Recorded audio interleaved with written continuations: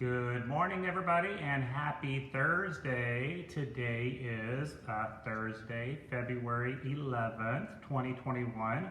I'm so happy that you are all joining me today for our Tim at 10 webinar. I hope you are warm and safe wherever you're located in the state of Texas. We're having quite the winter weather this week, and definitely want everyone to be safe and healthy moving into the weekend and the beginning of next week.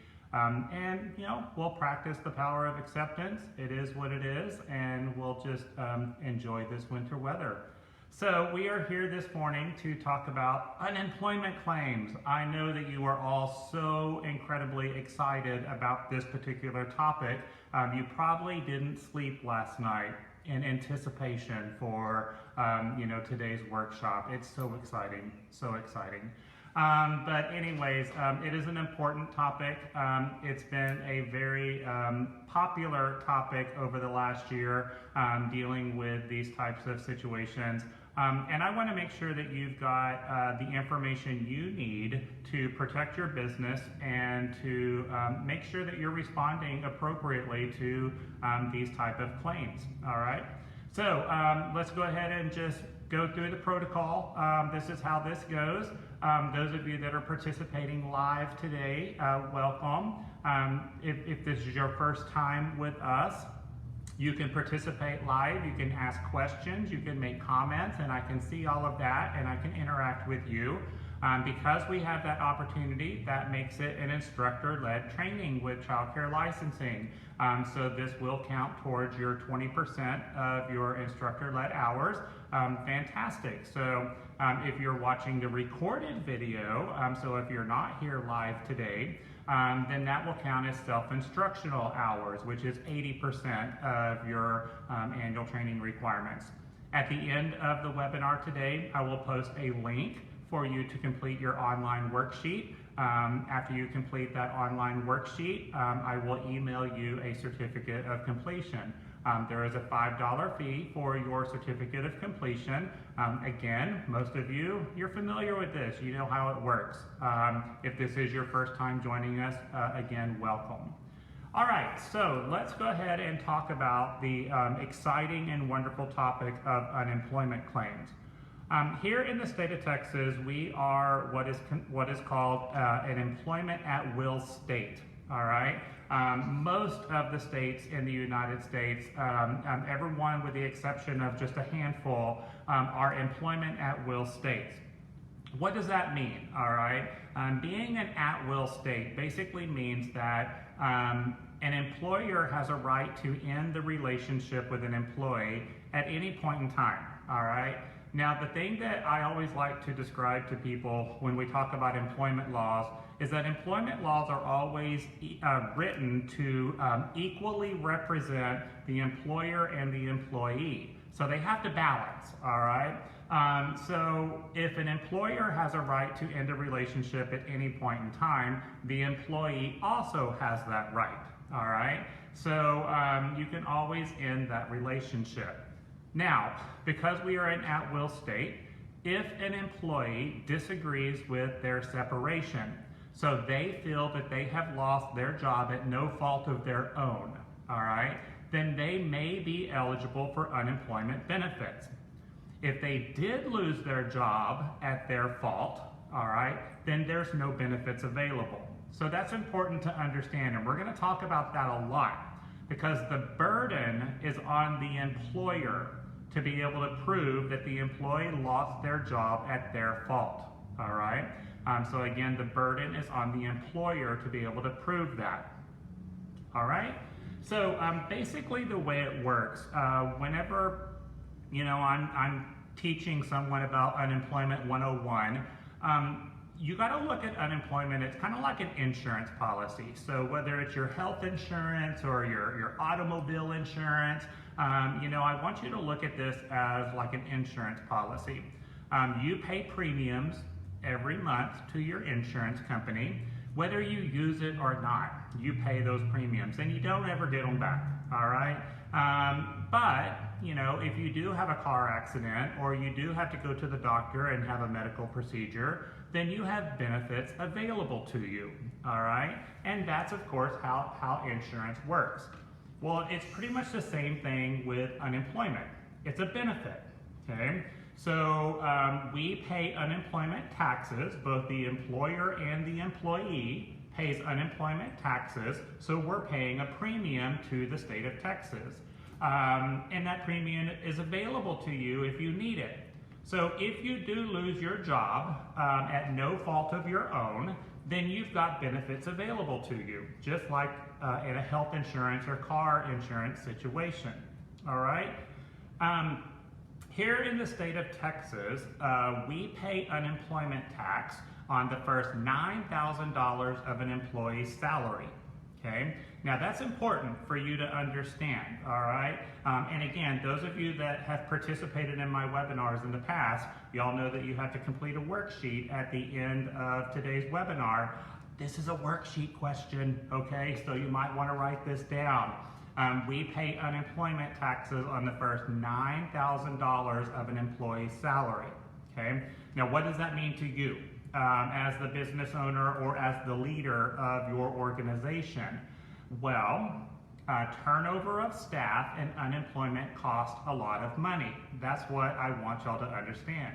So, for example, it's February right now. It's the beginning of the year. So right now we're paying unemployment taxes on the first $9,000 of our employee's salary. After we have paid on the first $9,000, we're done for the year, okay? We don't have to pay anything for that employee for the rest of the year. But let's say April, May comes around and Karina gets upset with me and decides to walk off the job and quit, okay? I've already paid unemployment taxes on the first $9,000 of her salary and she just walked out the door.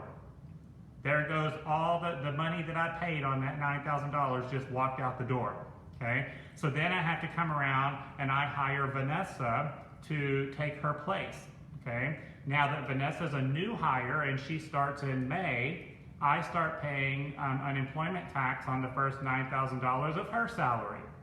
And I pay until I get to that $9,000 cap. And then in September, Vanessa gets upset with me and walks out the door, okay? And there goes that money right down the toilet. So then I gotta hire someone else. So I hire Ashley, all right, to take her spot. And then starts all over, okay? So you can see there that you tend to pay a lot of money on people that just, again, when they leave you, it goes right down the toilet. So when we talk about retention of employees, that's important. The United States Department of Labor has issued data that the average employer pays approximately $7,000 for every new employee that they hire. By the time you recruit them, interview them, hire them, coach them, orientate them, set them up for success, and pay unemployment tax on the first $9,000 of their salary here in the state of Texas, you pay on the first $6,000 of their salary federally, all right, it's about $7,000. So when these people leave you, it costs money, all right? Based on your history with Texas Workforce Commission, and Texas Workforce Commission is the state agency that regulates unemployment claims, you're going to be assigned a tax rate. And your tax rate is going to be based on the length of time that your business has been open, the amount of turnover of employees that you have, and the number of unemployment claims or chargebacks that you have, okay? So the goal is to have the lowest tax rate, all right? Everyone is going to start off at the maximum, and as you continue to operate your business, you do a good job, all right, you retain your employees, you don't have unemployment claims, you don't have chargebacks, you're eventually going to get down to the minimum tax rate. And that's what you'll pay on for the first $9,000 of their salary, all right? And so again, making sure that we're doing this properly is very critical to the success of your business, all right? So that's basically how it works. Now, I'm not going to get into how an employee qualifies or at what point do they qualify for unemployment benefits. because it's a very, very complicated equation, all right?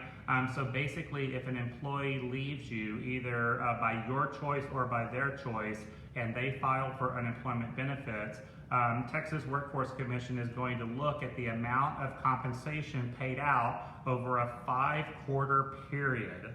And there's a whole calculation that they look at to determine whether or not this person is eligible for benefits.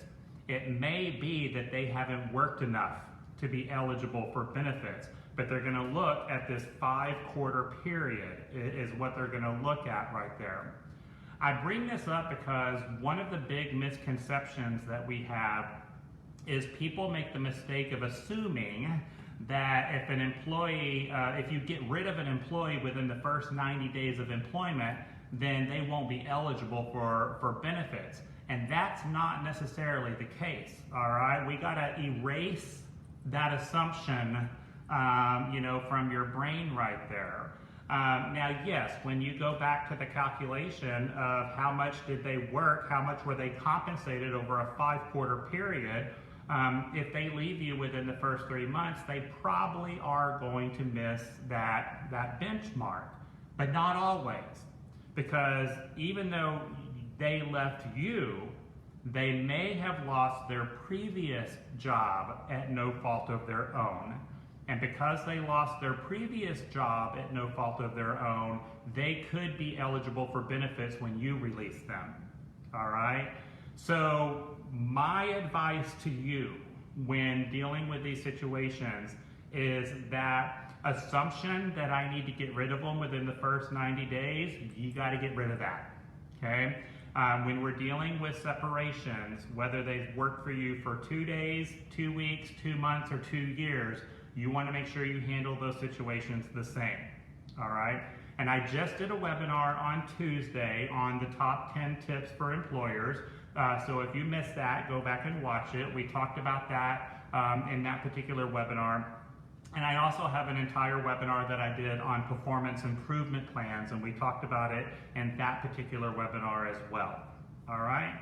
So let's talk about what we're going to do whenever we get these unemployment notices right here. All right. The timely response of you responding to an unemployment notice is extremely critical, all right? My advice to you, if you get an unemployment notice in the mail, respond immediately. All right, don't set it aside.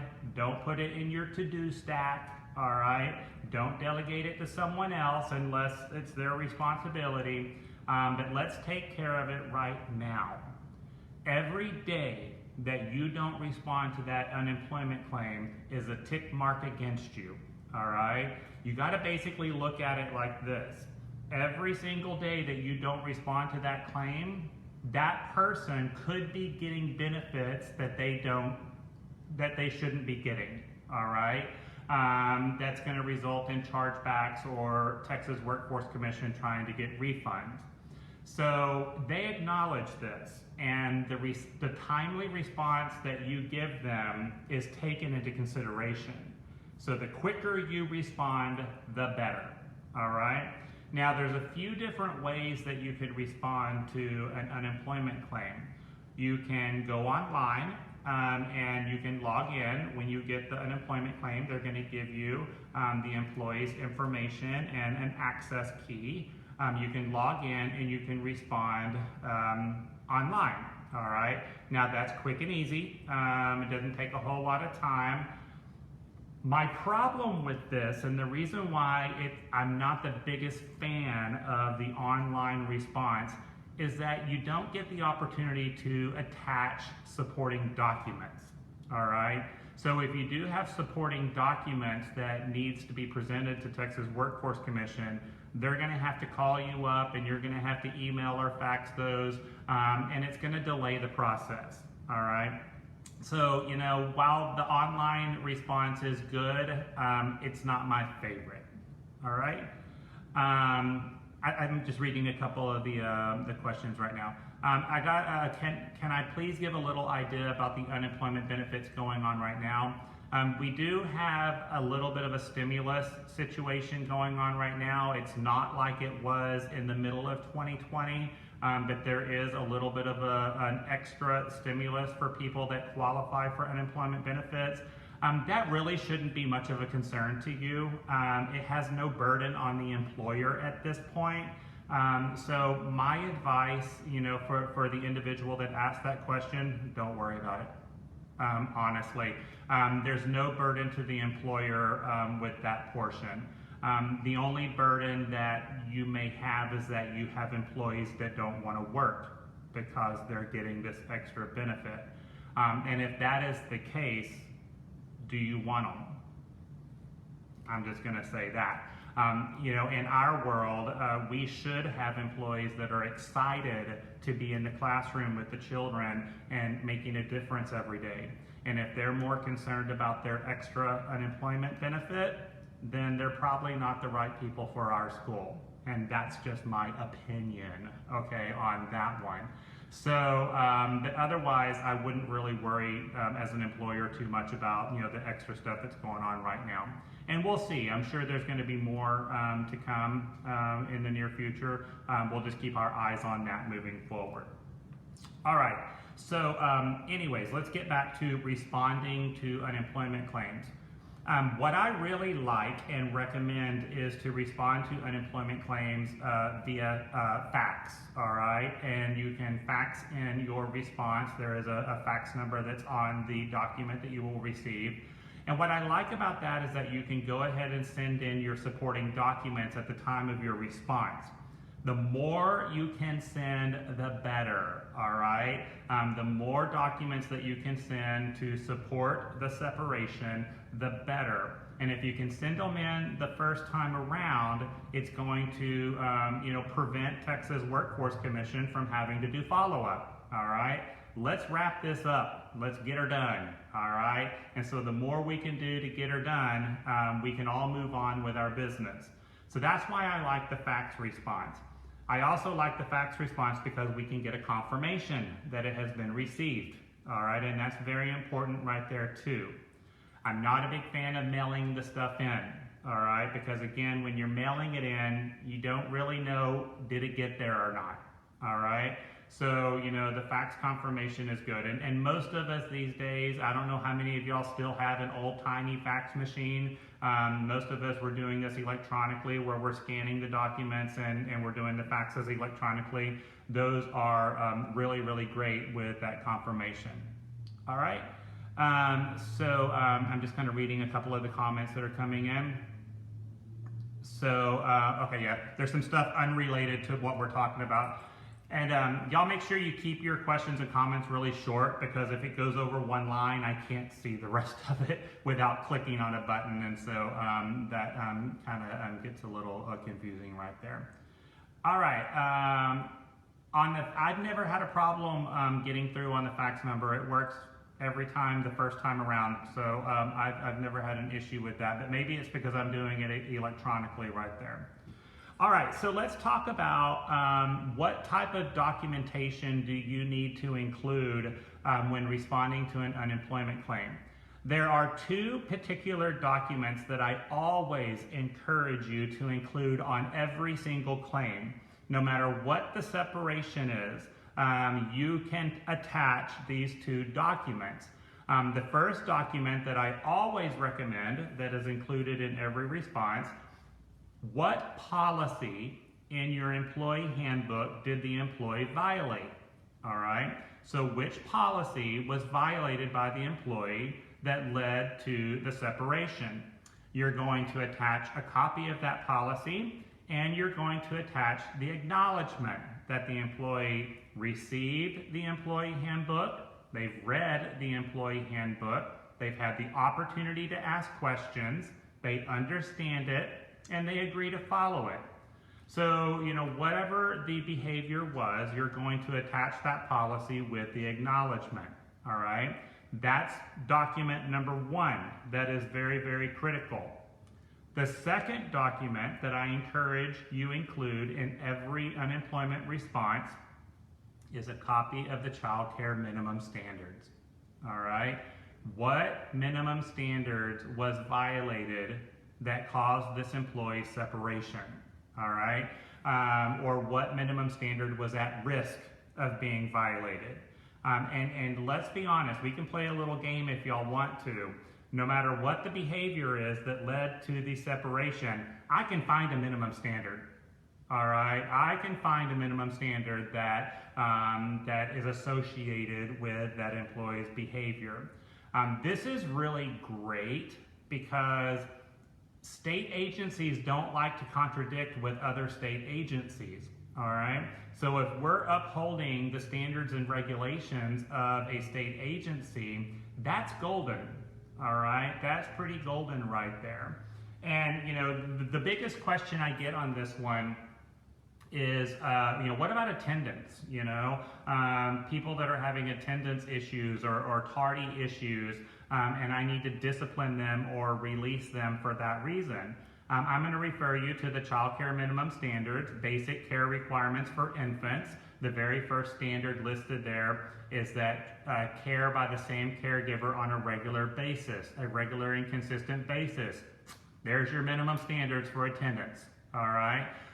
Supervision, I mean, that's a really good one right there. We got a whole chapter, you know, a whole page in minimum standards on that one. So these are really, really critical documents that you want to include.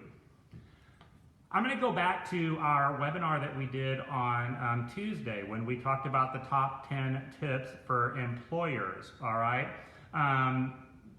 You want to make sure that you train on skills, but when you discipline an employee, you discipline and you terminate based on documented reason. You discipline and terminate based on documented reason. And y'all remember the golden rule with documentation. If it's not written down, it didn't happen, all right? So you're gonna have so much documentation as a leader, all right, that when it does come time for a separation, and then if you have to respond to an unemployment claim, you just have a plethora of documents to support your decision right there, all right? So always discipline for documented reasons, all right? Now, I know I've shared with you, you know, lots of different tools that I use, you know, to help you. One of them is our staff communication form, and many of y'all have seen this before right here. You can actually download this off of my website, timthetrainer.com, under documents. But the staff communication form, first off, I like to remind people that this is not a form of disciplinary action. A staff communication form is simply documenting that we had a conversation, all right? I'm just going to document that we had this conversation. If I have to step in and say, hey, Jody, you need to lower your voice, okay? We can hear you all the way in the front office, all right? If I have to step in and tell Jody, hey, you need to lower your voice, all right? I'm going to go ahead and document that on a staff communication form. I had to step in and tell Jody to lower her voice on February 11th at 10:23 a.m. Oh, and Jody, sign here. All right? And Jody's going to acknowledge that we had this conversation.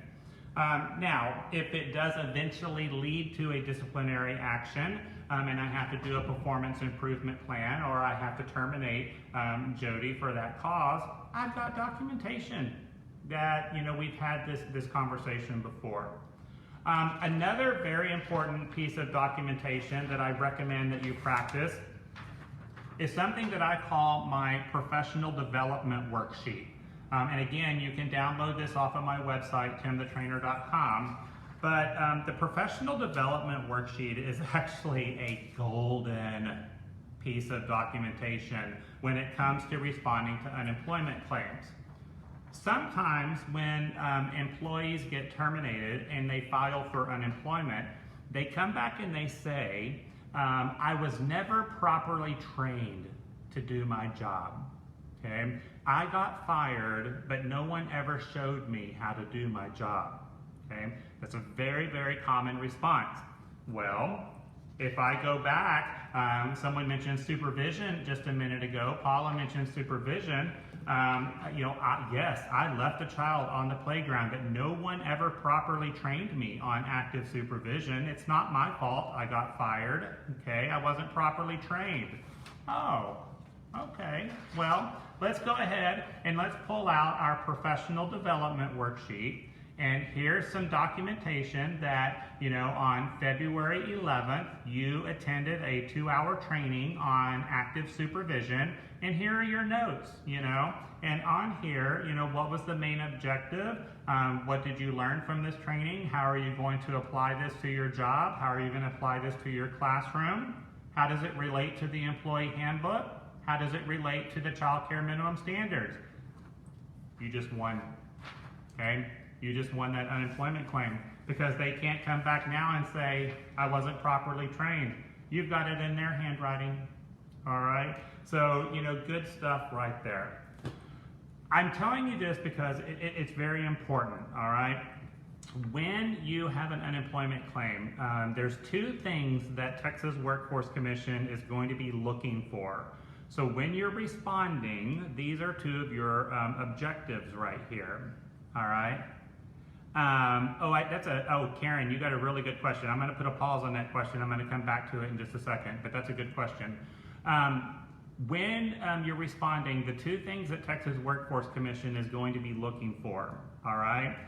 Did the employee know that their job was in jeopardy? And you need to always be able to answer that question, yes, all right? Did the employee know that their job was in jeopardy?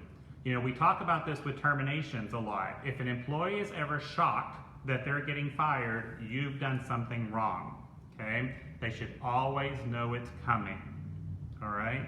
So you need to be thinking about and reflecting on what type of documentation do you have that you will be able to prove that that employee knew that their job was in jeopardy, all right?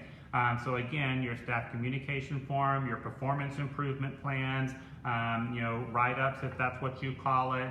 All of this stuff is going to be very critical, but you want to make sure that somewhere in that document they understand that their job is in jeopardy, that if they do not correct this behavior, the next step is going to be, separation from the workplace.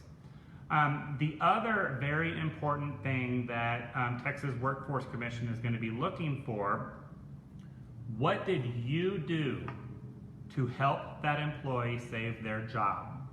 Okay, so as the employer, what have you done to save their job? Okay, that employee's job has to be important to you, and you have to be able to show that you made every effort to save their job. So that's why I like the performance improvement plan. And that takes me right to Karen's question about how can you keep documentation positive and optimistic, without, picking apart the person and beating them to death, all right? It all comes back to positive intent and going at this in a positive direction, in a corrective direction. I'm here to help you, all right? I'm here to support you.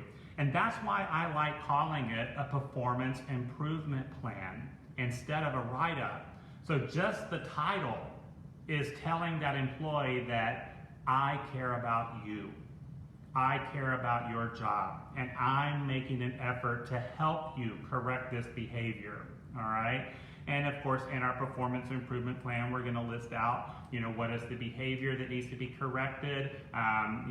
Where did they see this before? They've seen it in the employee handbook. They've acknowledged it.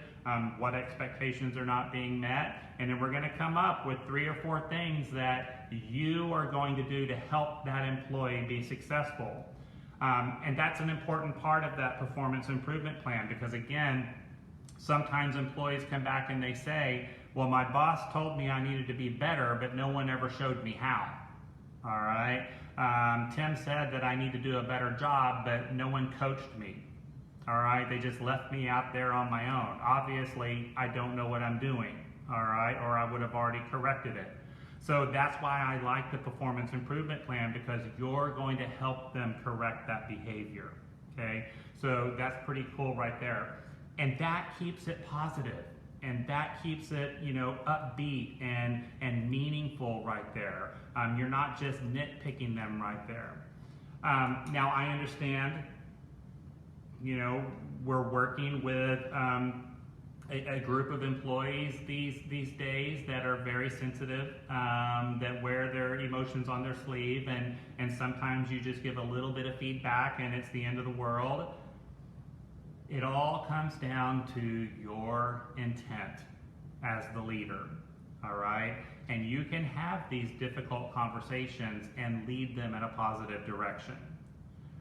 The goal here is that you have established such a strong relationship with this person that they are willing to change, all right? And that's what we're looking for, all right?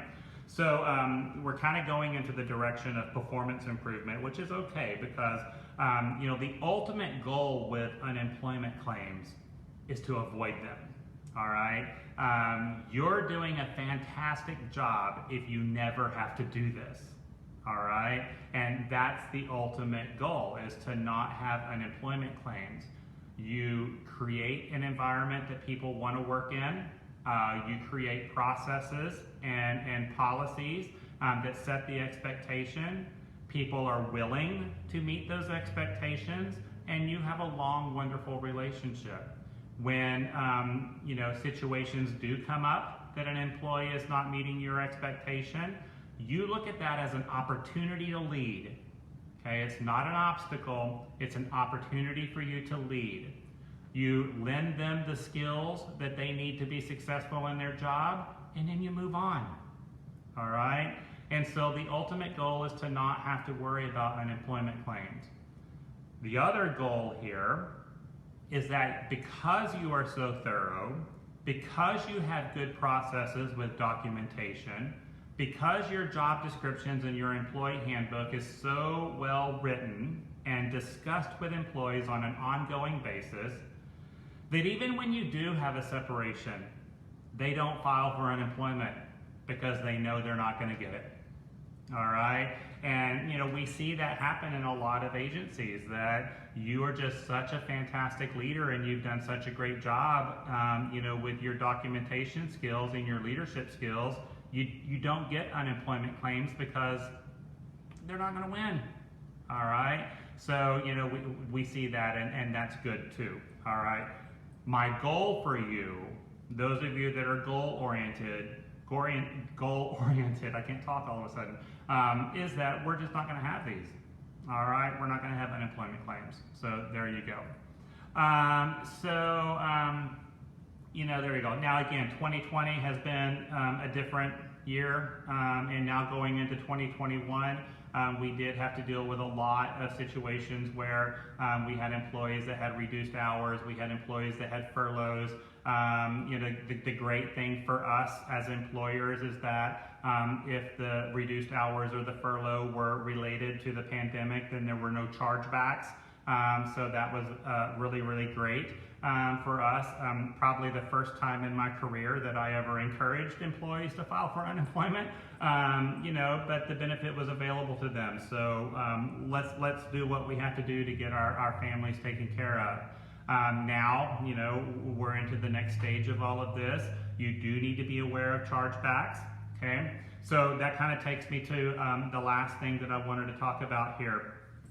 Not only responding to unemployment claims, but also paying attention to chargeback notices, all right?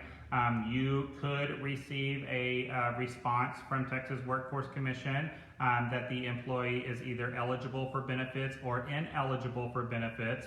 What I really want you to pay attention to here is whether or not you're going to receive a chargeback, all right? And the chargebacks are what's going to increase your tax rate.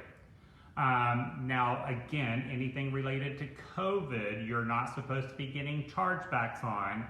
We've seen some oops, all right, with Texas Workforce Commission. These are typically computer generated. It's not a human creating these responses, and there's been some errors, all right? So don't just toss those aside assuming that they're correct. You need to pay attention. And I know me personally, I've done 2 appeals where, you know, the separation or the reduced hours was due to COVID, and I got a chargeback notice, and I'm like, oh, no, no, no, no, back it up. And so we had to do the appeal to get that taken care of. Simple, easy, you know, because it is COVID related, but again, this is just a great example that a computer is spitting out these things, errors are going to happen, all right? So make sure you're paying attention to that and making sure that it's correct. The other thing that is extremely critical that I see a lot of employers mess up on, the verification of wages, all right? So when you do get a verification of wages, and there's 2 different types of forms that you can receive here, you need to make sure that you're verifying that the dollar amounts that are on that form are accurate. And if they're not, you need to correct them, all right? So you need to respond with the correct data. That is incredibly important, whether you're being charged back or not. Making sure that that verification of wages is accurate is very, very important. Now, you also are probably going to get the situation where you do need to enter wages. So they're going to give you a website to go to, and for a certain period of time, you're going to have to actually enter the employee's wages for that particular period. Again, making sure that is done in a timely manner is extremely important for the success of your business. It is a little time consuming, unfortunately, all right? And of course, they always come at the worst possible time, but it is what it is. But make sure that you're responding to those. Don't just toss them aside. But it's the verification of the wages and you know, the chargeback notices that I see a lot of employers just toss them on the side of the desk and think nothing about it. Y'all, those are important. All right, they're very, very important. So make sure that you're reviewing those and responding if needed. All right, and there's, you know, sometimes they're a little tricky because it's at the very bottom of the page where it says a response is needed. And if you're not paying attention, you just toss it aside thinking it's a done deal. And then boom, you just got a tick mark for not responding. All right. So we want to make sure that we do that right there. All right, so that was a lot of information on unemployment claims. This is definitely a topic that, once again, I recommend that you pucker up and give it a big, fat, juicy kiss. Keep it simple. Keep it organized, and, you know, have your documents ready. I recommend that you have a binder that you call your Texas Workforce Commission binder, and that when you do get notices on unemployment, that you just put them in your binder, you know, usually in alphabetical order by the employee's last name, so that they are nice and organized in one spot. These are confidential documents. They have a lot of confidential data on them, so you need to make sure that you're handling these like any other confidential document, that they are under lock and key or in a filing cabinet or locked up, and not something that's made public, all right? And definitely as an employer, when you have an employee that files for unemployment and you get a claim in the mail, you don't talk about this stuff, all right? You don't go around the school going into the infant room saying, well, guess what, you know, did y'all know that Molly filed for unemployment? What's up with her, you know? No, y'all, this is none of your employees' business, okay? And so you're gonna keep that to yourself and keep it confidential, okay? Sometimes it can be a little frustrating and we want to vent, but you wanna make sure that you're venting to the appropriate folks and not their peers. Last thing I wanna say, remember that in the state of Texas, we have retaliation laws. You can never retaliate against an employee for contacting a state agency. So, you know, if you have an employee that files for unemployment benefits for reduced hours, you know, and it was 1 week they didn't get their 40 hours and they go out and they file for reduced hours, that's their business. All right, they have every right to do that, and you can't retaliate against them, okay? So you're just gonna move on and just keep on trucking. All right, so there you go. Let me just read a couple of the comments that came in. All right, very good. There you go. So, yeah, I see Paula's response. Sometimes you have people that don't even show up for work and then they go and they file. You know, I'm a big believer in karma. What comes around goes around. And, you know, people that try to take advantage of the system, it's eventually going to come back to them. That's just kind of how, you know, what I believe right there. You just do the right thing. You do the best you can and just keep trucking, and don't let some of these, you know, petty situations make you lose your focus. That's my advice to you, all right? We were just having a conversation this morning here in my office about, you know, not letting other people's version of reality alter yours, all right? You keep your version of reality and you just keep doing the right thing. If other people want to go crazy, let them go crazy, all right?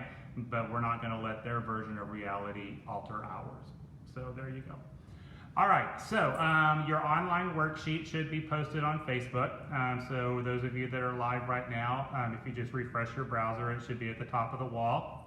I will also post the links here in this chat stream as soon as we close out, so you can complete that online worksheet and get your certificate of completion. Just a couple of quick announcements for you. Again, we have Director Workshop tomorrow, and it's going to be on handling significant events. So again, not a fun topic, but a very important topic. So if you're able to join me tomorrow, that might be a good training for you. Hey, it's winter weather. Some of you might just be sitting around at home wondering, what am I going to do from 9 to 12 tomorrow? I'll just hop on and do a director workshop. See, that's going to work out perfect. Also on Saturday, we are doing a teacher workshop right here on Facebook, understanding competency, using good judgment and self-control while in the classroom and in the presence of children, and while performing your assigned duties. So again, if we get stuck with winter weather, tell your employees to hop on Facebook and let's do a workshop. It's going to work out great, all right? Again, you know, if you don't want your employees using your school credit card to do these workshops, you can set up an online account with me. I can assign you a 5-digit account number that you give to your employees.